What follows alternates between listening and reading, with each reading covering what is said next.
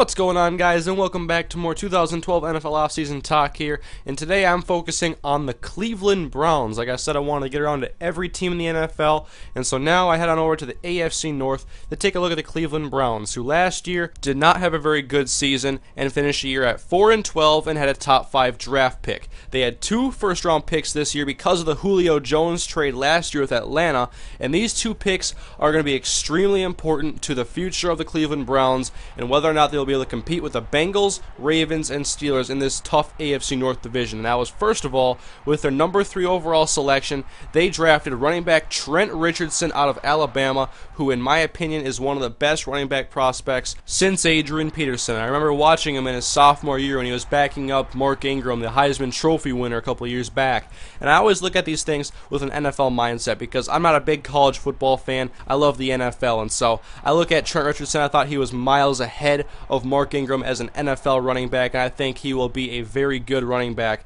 a 3-down back for the Cleveland Browns, and taking over for one-year wonder Peyton Hillis. But now I want to shift my focus to the guy who I think is going to be much more pivotal to the success and the future of the Cleveland Browns, especially the near future, and that's their 28-year-old rookie quarterback whom they drafted late in the first round, Brandon Weeden out of Oklahoma State. And I'm excited about Brandon Weeden. He has the physical skills that translate well to the NFL. He's 6'4", 220, and I've watched him play a little bit at Oklahoma State when I was watching some of their games. They take a look at Justin Blackman, and I really liked what I saw from Weeden. I think he can be a good quarterback in the NFL, but the question is, how good will he be right away? Because pretty soon, he will be 30. I mean, he turns 29 in October, and so just a few weeks into the NFL season, he'll already be 29. But if he can give the Cleveland Browns 5, 6, 7 years, at least as a starting quarterback, that's good enough, I think, because Cleveland's been looking for a franchise quarterback for a very long time. Colt McCoy last year, he's struggled in his NFL career. He's on his way out. He's likely to be traded,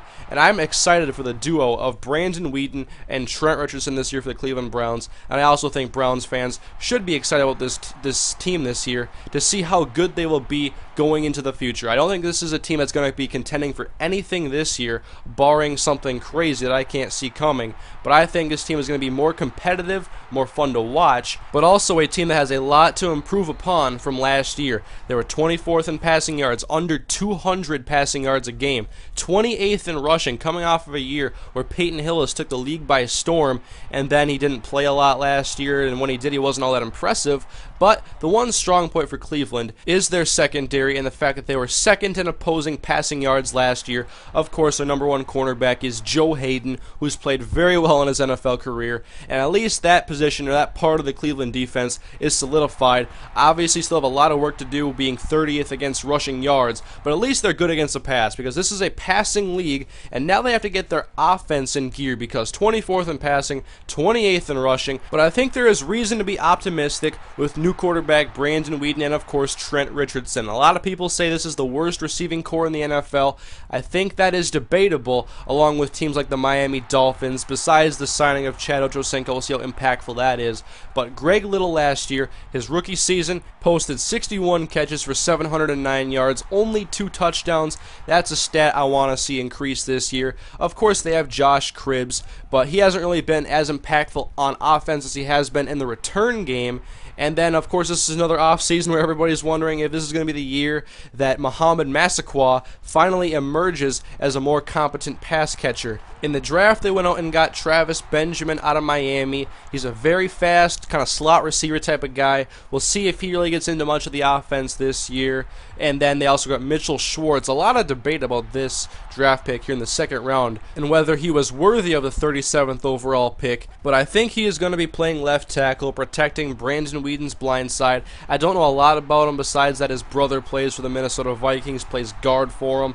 But I think this offense should be improved a lot this season, especially with their top 2 draft picks. And we'll see how everybody else gets into the rotation. But also the rush defense has to be improved. The linebackers they drafted this year, Emmanuel Acho, James Michael Johnson. I'm not sure how much playing time these guys are going to get because I don't follow all these teams as close as I follow the Minnesota Vikings. And so if you Cleveland Browns fans out there are fans of any team when I make these videos, I want to know more about every team. I don't follow every team as close as the Vikings, and so I do like reading the comments on these videos and see what you guys have to say about guys nobody's talking about, lower rated draft picks, and just like position battles I wouldn't be thinking about. I mean, feel free to let me know if like a guy like James Michael Johnson's going to get a lot of playing time this year, or what's going to be expected, just because I want to know more about every team so I can bring you guys better videos, more informative videos, because I love making videos talking about the NFL and real NFL stories. So anyways, guys, the Cleveland Browns, I think this is a big year for them, coming off of a draft with 2 first-round draft picks,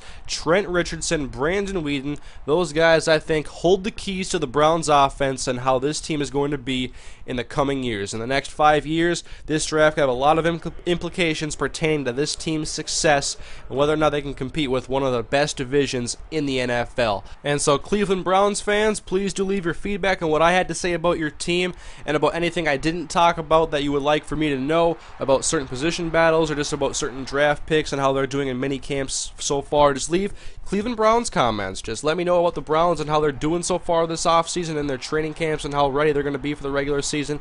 I'm excited to watch this team, and this has been one of the most exciting off seasons, I think. There's a lot of positive things to take away and a lot of things to be excited about. So anyways, guys, thank you for watching the video. Please do leave a like on the video if you enjoyed it. It helps the video get seen. And of course, please leave your feedback in the comment section on what teams you want me to talk about in the next video, or what stories I should be talking about for specific teams, about certain players, whatever's going on, certain storylines rumbling around the NFL. I already talked about Percy Harvin's reported trade demands from the Minnesota Vikings today, and I want to talk about a lot more stories as they come out, as I have been for this entire offseason. So anyways, guys, thank you for watching, and I'll see you guys next time.